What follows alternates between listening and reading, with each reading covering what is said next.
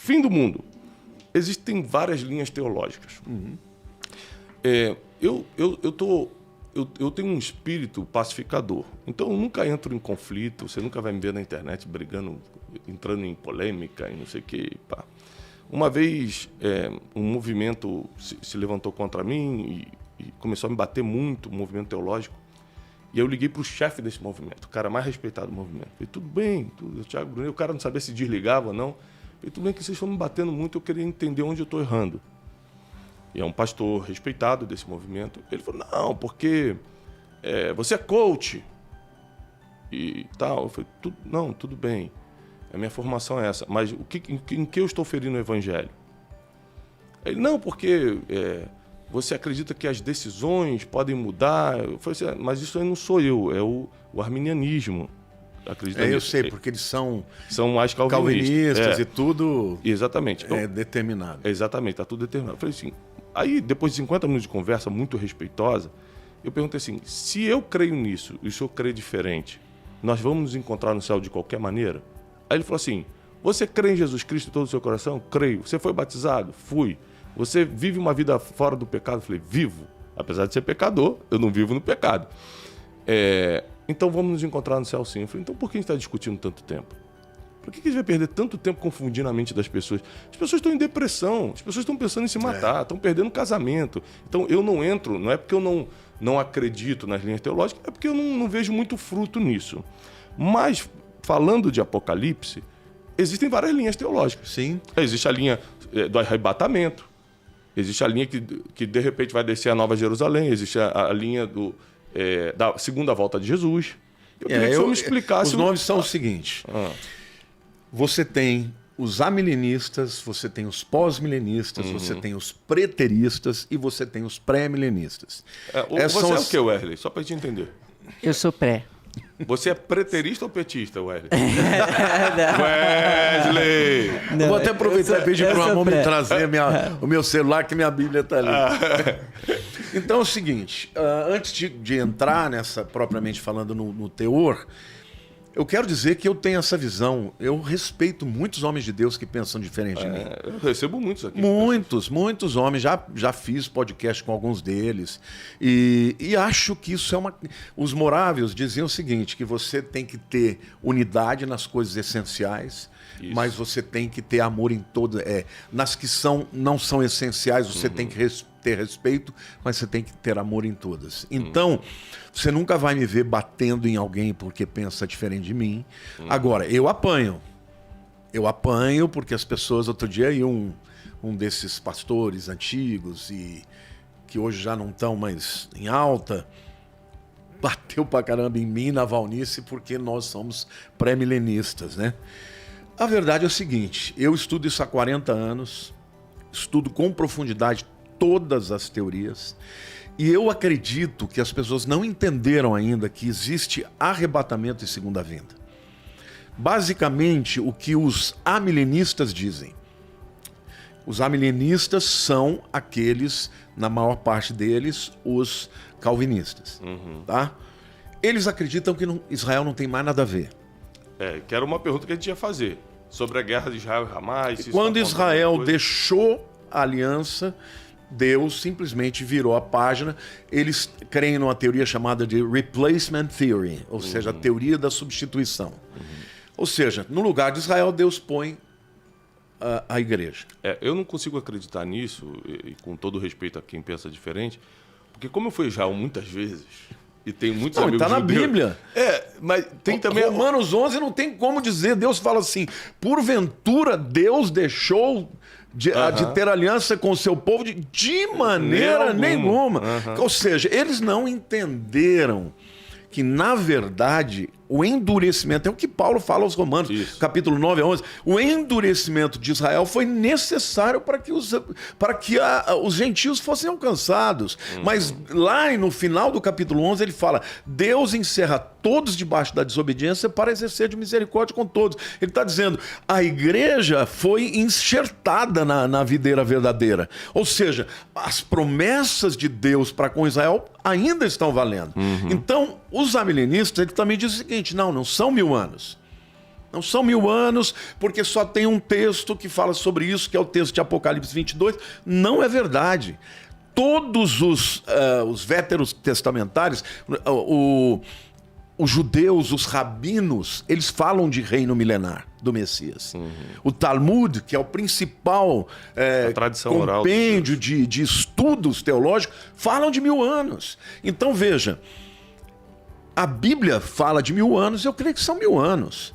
Agora, eles dizem que quem está governando, porque Apocalipse 22 diz que Cristo vai reinar na terra durante 1000 anos. Aí eles dizem, não, Cristo não vai voltar mais para a terra agora. Ele está reinando já através da igreja. Agora, o texto de Apocalipse 22 diz que Satanás está preso. Para você parece que ele está preso? Não, Vocês me desculpem, para mim, se ele estiver preso, eu vou ficar com medo. Tá soltinho. Está solto. E como é que pode dizer que a igreja está governando? A igreja não está nem na cabeça das nações. Então, eles simplesmente têm que fazer um malabarismo teológico. Por quê? Porque o Calvino era antissemitista. O Calvino não aceitava os judeus e culpava os judeus pelo fato dos judeus terem matado a Cristo. Agora, se eles são calvinistas, eles não têm que entender que era necessário que alguém fizesse isso. Então, assim, os amilenistas e os pós-milenistas, dentre os pós-milenistas, tem aqueles que acreditam na teologia, escatologia vencedora. Essa escatologia, ela nasceu, sobretudo, no final do século XIX, começo do século XX, quando o mundo estava descobrindo muitas coisas extraordinárias, como penicilina, o mundo estava com avanços tecnológicos, logo veio o avião, sabe? O término, né, dos transportes, por exemplo, com navios... como é que chama? Com motor a combustível de carvão. Começa aí, então, os carros, os automóveis... Muito avanço. O que os camaradas falaram? O mundo está melhorando. Então, na verdade, Jesus já está governando, vai melhorar, até que, de repente, ele aparece. Mas aí veio a Primeira Guerra Mundial, aí veio a Segunda Guerra Mundial. O século XX foi o século mais sangrento. Como é que Jesus está governando nesse caos? Quando você vai, e tem um outro detalhe, quando você vai para o nascedouro da palavra profética em relação à escatologia, Daniel 9, de 24 a 27, fala de 70 semanas estão destinadas para o seu povo, é o anjo falando para Daniel, né? E para a sua cidade. Ou seja, ele está dizendo, essas 70 semanas é um programa de Deus que ele vai tratar com Israel, porque o teu povo é Israel e a tua cidade é Jerusalém. Então, eu, como pré-milenista, eu acredito que vai haver tudo literal.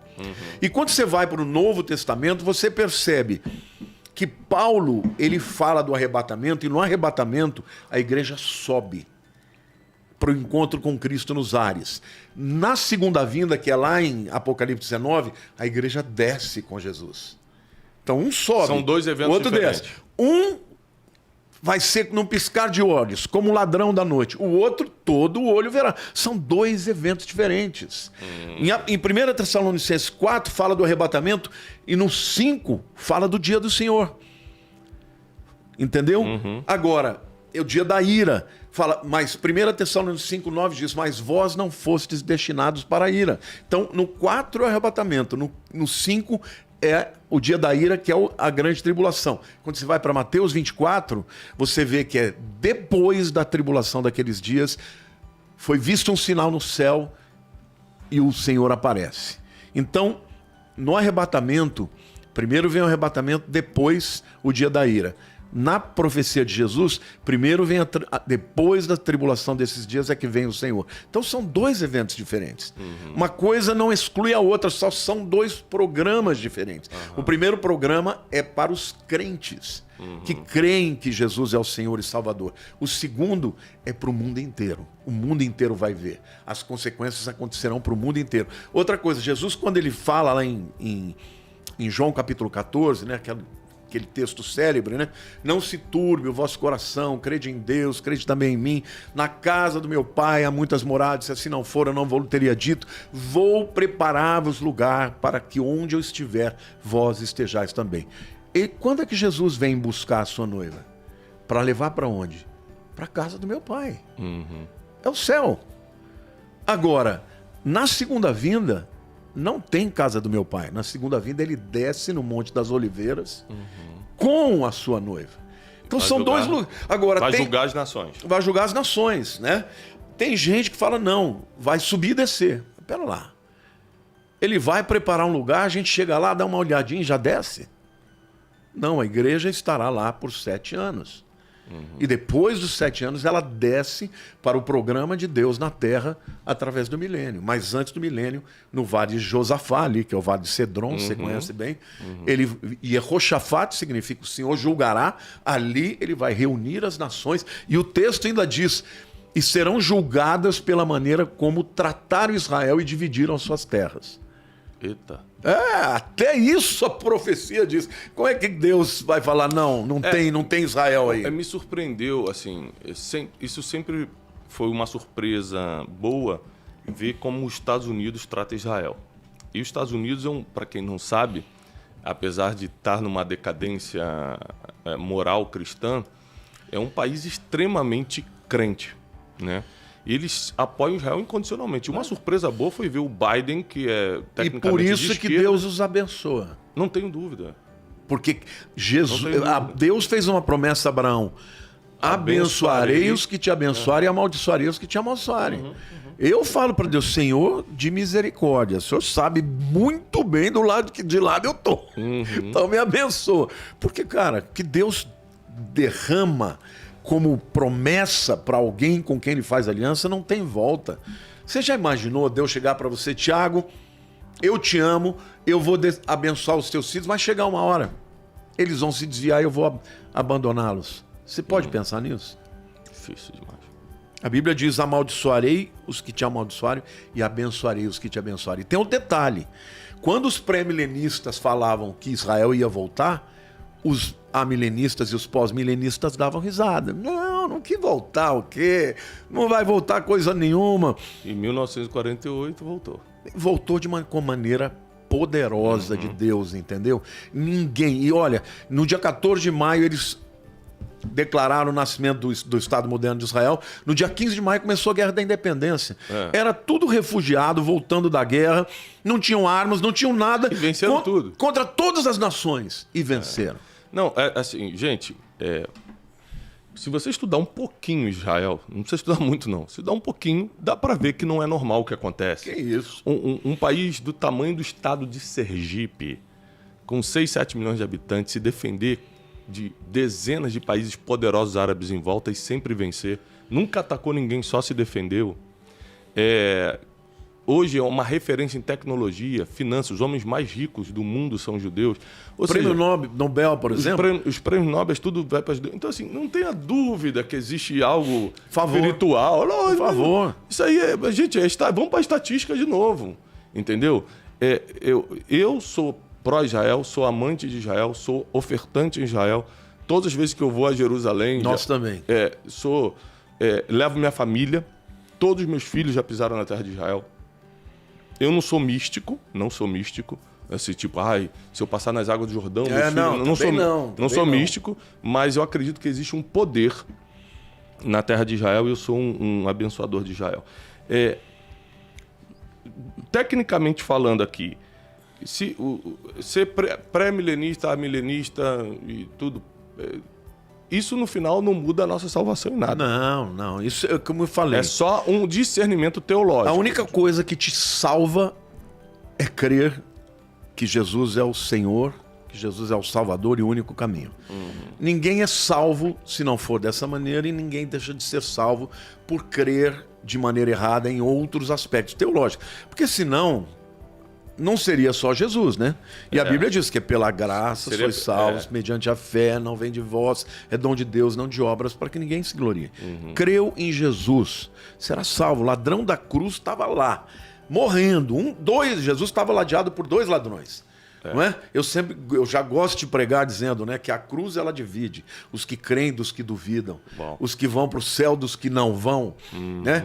E ali estavam dois ladrões zombando de Jesus e alguma coisa aconteceu. Eu creio que foi o Espírito Santo, um deles mudou. Virou e falou, olha, eu e você estamos aqui porque a gente merece, mas ele não, ele é santo.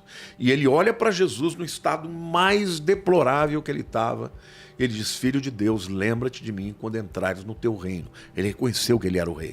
Eu quero... A minha próxima pergunta era sobre isso, exatamente. Sabe qual era a próxima pergunta que eu anotei aqui? Para onde a gente vai imediatamente depois de morrer? Para o paraíso. Então vamos lá, vamos para... Me prova na Bíblia. O que é esse paraíso? Sabe por que eu estou te fazendo isso, te perguntando isso? Porque eu fui crente minha vida toda, né? Tá. Mas depois que a gente perde alguém, e eu perdi minha mãe 2 anos atrás,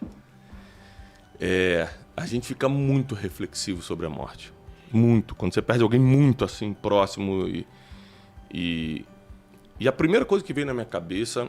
Primeiro, eu descobri que eu era crente de verdade. Porque quando deram a notícia, ó, morreu, eu falei, seja feita a vontade de Deus. Não fiquei revoltado, fiquei muito triste. Mas entendi. Um dia nos encontramos no paraíso, amém. Mas aí veio dúvidas pequenas, tipo, ela vai ficar dormindo... até a volta de Jesus, ela imediatamente abre os olhos na eternidade.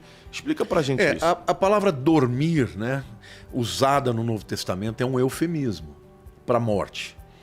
Porque a palavra thanatos, que é morte no grego, é uma palavra muito pesada. Então, Paulo, quando ele se refere aos crentes que morreram, ele fala, por exemplo, eu não quero que vocês fiquem preocupados com os que dormem. Ele está se referindo aos crentes que morreram. Então ele usa de um eufemismo, para não dizer os que morreram, porque na teologia paulina, a palavra thanatos, né, ou necros, que são as duas palavras para morte, são pesadas. Agora, como é que eu tenho convicção de que as pessoas não estão dormindo? Ali é um eufemismo, tá? Não está se referindo ao estado das pessoas. Tá. Primeiro, Jesus diz para esse camarada... É a base mais forte. Hoje mesmo estarás comigo no paraíso. Não foi uma exceção. Não. Eu vou te dar uma outra prova teológica. Você conhece a história do rico e o Lázaro? Rico e Lázaro. Se reconheceram, inclusive. Não é uma parábola, tá? Porque um dos princípios de hermenêutica, que é a interpretação, nenhuma parábola cita nome. Ali cita nome. Ali tem o pai Abraão, ali tem o Lázaro e tem o rico. Só o rico que não dá o nome para ele, porque ele não vale nada ali. Mas ali era um lugar chamado Sheol, no hebraico, ou Hades, no grego. Havia um lugar onde havia um abismo. De um lado estavam os perdidos e do outro lado estavam os salvos. No lugar dos salvos era o seio de Abraão. Então, certamente Abraão devia ocupar uma posição muito importante. O rico morre e ele está do lado ruim e ele está vendo o outro lado, o Lázaro na boa. E como ele está com muita sede, ele pede ao pai Abraão. Então você vê que existe uma certa proximidade. Pai Abraão, pede ao Lázaro que molhe o seu dedo e ponha na minha boca, eu estou morrendo de sede. E o pai Abraão fala, não, os que estão aqui não pode passar para aí nem daí para cá. Então deixa eu voltar para falar com os meus irmãos, avisá-los para que eles não venham para cá. Abraão fala, eles têm a lei e os profetas. O que ele está falando? Eles têm a Tanar, eles têm o Velho Testamento. Você tem que ler lá, não pode. O morto não precisa voltar para te avisar nada. Ele já tem a Bíblia. Opa. Tá? Agora, o que a gente percebe ali? Está todo mundo acordado. Está acordado o Abraão, está acordado o Lázaro e está acordado o rico. Tem ninguém dormindo ali. E Paulo, ele deixa claro isso. Ele fala, para mim, muito melhor é morrer e estar com Cristo. Você não está dormindo com Cristo, você está acordado, você está adorando ao Senhor. Só que por conta desta palavra dos que dormem, as pessoas acreditam que esse é o estado delas. Esse é um eufemismo. Eufemismo, né? É uma palavra em que suaviza, né? Por exemplo, ao invés de eu chamar o cara de cretino, eu chamo ele de uma pessoa de caráter duvidoso. Isso é um eufemismo. Ali é uma palavra usada para ser um eufemismo, mas quando a gente vê na Bíblia a questão da morte, as pessoas ficam acordadas. Elas estão... Claro, o próprio Moisés e Elias se manifestaram no Monte da Transfiguração quando apareceram para Jesus. Uma pergunta. Quando nós morremos, o que vai ser salvo ou condenado é a nossa alma, corpo, alma e espírito. O espírito volta para Deus, o corpo volta para o pó, é a alma, a nossa consciência. Não, corpo e alma fazem parte da porção física. A palavra alma no grego é psique, é mente. Tá. Tanto é que a própria palavra psique fala dos animais. Quando fala, por exemplo, no Apocalipse que os peixes, a alma dos peixes morreram, é a vida dos peixes. Alma até um animal tem. Psique. Porque senão a pessoa não teria intelecto, raciocínio, vontade. O espírito, este é eterno. Quando você morre, o teu corpo vai ser deteriorado, porque a Bíblia diz que nós, né, semeia-se em corrupção e colhe-se em incorrupção, né? Incorruptibilidade. O corpo vai para debaixo da terra. E o espírito vai para a presença de Deus. A alma também está aqui embaixo. A consciência humana, o intelecto, tudo está lá. Mas o espírito também tem essas valências. No dia do arrebatamento, corpo e alma acordam e se juntam ao corpo. Aí o ser humano terá um corpo glorificado como o de Cristo. A Bíblia diz que será igual ao de Jesus.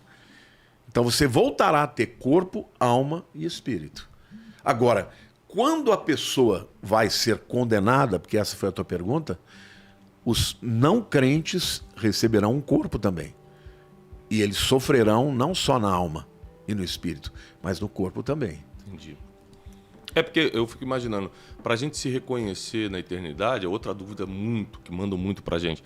Se a gente vai se reconhecer na eternidade, quer dizer que a gente vai ter um mínimo de consciência. Opa, com certeza. E não seria... Agora que vem uma pergunta difícil. Eu já sei qual que é. Não seria complicado, já que no céu não vai ter choro, não vai ter dor, a gente lembrar de tudo na Terra? Porque a gente vai encontrar gente no céu que a gente não gostaria de ver. Eu já fiz essa pergunta para Deus. E existem duas teorias que são as mais importantes. A primeira é que Deus vai apagar da sua mente aquilo que não serve mais para o céu. Não serve mais para o céu. Então, por exemplo, se uma pessoa tem Alzheimer, ela não lembra de algumas coisas e esquece outras. Deus pode fazer isso também. Outras acreditam que não tem como, porque existem relações, né, de uma coisa com a outra. A glória de Deus será tão profunda e tão extraordinária que não será possível você sentir dor. Você terá consciência, mas a glória de Deus vai explicar todas as coisas e você vai glorificar a Deus e não sentirá dor. Tem sentido. Wesley, você tá caladinho, vai. Pastor, diga. Tô muito ansioso por essa pergunta. Quando eu era criança, eu acreditava que porventura eu podia ficar se a igreja fosse arrebatada. Então, para quem tá nos ouvindo, vai acontecer mais ou menos assim. Tô trabalhando e de repente meu colega do lado vai desaparecer. Se eu sou cristão e fiquei, e agora? Vai acontecer isso. Por quê? Eu, durante muito tempo, Thiago, eu acreditava que bastava ser crente que você ia subir. Que é uma vez salvo, sempre salvo. Não é nem a questão da salvação. É subir no arrebatamento. Porque quem fica, se é salvo, vai ter oportunidade, não vai perder a oportunidade. A diferença é que o preço vai ser alto. E o que vai acontecer até a segunda vinda? Rapidinho, quando a Bíblia diz que alguns vão entrar, mas como se fosse pelo fogo, tem um versículo que diz isso. Isso fala da salvação. Isso é quando você comparecer perante o tribunal de Cristo. Tá bom. O tribunal de Cristo é todo mundo salvo. Quando Paulo fala, todos nós teremos que comparecer perante o tribunal de... Eu não vou esquecer a tua pergunta não, tá? Vou responder aquela ali, depois vem para essa. Todos nós teremos que comparecer perante o tribunal de Cristo para que cada um receba no seu próprio corpo segundo aquilo que fez, suas obras. E aí, Paulo fala que a obra de cada um será revelada e o fogo a provará. E ele diz, se a obra que alguém edificou é como ouro, prata, pedras preciosas, madeira, feno ou palha. Quando o fogo passa no ouro, o que faz? Purifica. Refina. Na prata, nas pedras preciosas. E no feno, na madeira e na palha. Queima. Não sobra nada. Só que ali está todo mundo salvo. Para esses que não sobrou nada de galardão, mas creram direito que Jesus é o Senhor e Salvador, esses passaram da morte para a vida, mas como pelo fogo. Então, ali não está falando de salvação ou perdição, ali está falando de galardões. Tá? Agora, Então, realmente, a questão que vai ter uma hierarquia no céu é real. eu não creio assim, embora muita gente pense assim. Hierarquia no sentido de um vão ter mais do que o outro? Mas eu não acho que será visível. A Bíblia diz, a vida eterna é essa, que te conheçam como único Deus.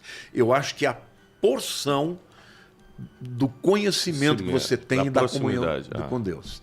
Então, ninguém vai saber o de ninguém, mas tem uns que vão estar muito além, né?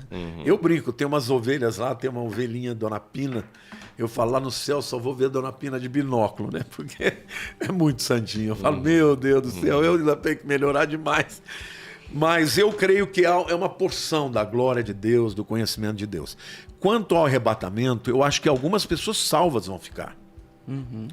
Porque elas já creram em Jesus, mas elas estão vivendo em pecado.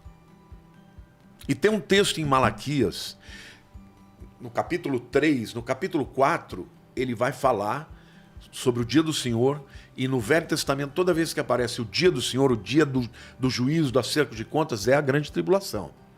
Capítulo 3 fala, naquele dia, Deus tem um memorial, na verdade no hebraico é Sefer Zicharon, que significa um livro de memórias, para todos que se lembram do Senhor e fazem menção do seu nome, para tratá-los como um pai trata o seu filho, para livrá-los do dia do juízo.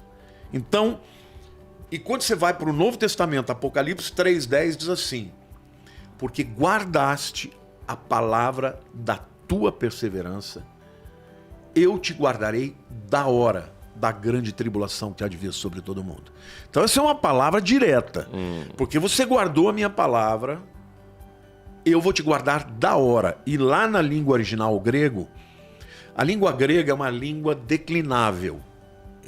Não sei se você tem consciência do que é isso, mas, por exemplo, assim como o alemão, o latim, você muda o finzinho da palavra, o sufixo, você muda o sentido. Por exemplo, logos, palavra. Logo, da palavra. Logo, na palavra. Logue, ó palavra. Logon, a palavra. Isso é declinação. Então, no Novo Testamento, a maior parte das vezes ele não usa preposição. Mas ali ele usa. E ele usa uma preposição que é ex, que significa de dentro para fora. Porque guardaste a palavra da minha perseverança, eu te guardarei da hora, de dentro para fora. E ele não está falando de qualquer tribulação, porque tem gente que fala, mas os apóstolos tiveram tribulação. Jesus disse, no mundo tereis aflições, todo mundo tem. Mas essa especificamente, ele está dizendo, eu te guardarei da hora. Essa preposição é a preposição que originou ex. Exit, o que significa? Saída. Êxodo, essa é uma palavra que vem do grego. Rodós é caminho, ex para fora, caminho para fora. Ali Jesus está falando, porque guardaste a palavra da minha perseverança, eu te guardarei da hora. Então, desculpe, qual que é o seu nome? Wesley. Como é que a gente garante que a gente vai estar lá? Confessando os nossos pecados. Eu falo para Deus todo dia, Senhor, não me deixa aqui. Se tiver alguma coisa que seja um impeditivo, me revela. Porque eu quero me arrepender. E eu quero estar no dia que for tocar a trombeta, eu quero estar lá. Eu falo disso, Senhor, eu amo a tua vinda. Então não me deixa aqui. Isso não significa que eu vou ter que ser perfeito, porque ninguém é. Mas é o coração, entendeu? Eu creio que existem pessoas que estão vivendo uma vida, já foram salvos, não perderam a salvação, mas estão vivendo uma vida que não estão nem aí com a Deus. Essa pessoa, eu não vou dizer que ele não vai subir, mas eu diria, ó, meu querido, toma cuidado. Tem uma chance de você não subir.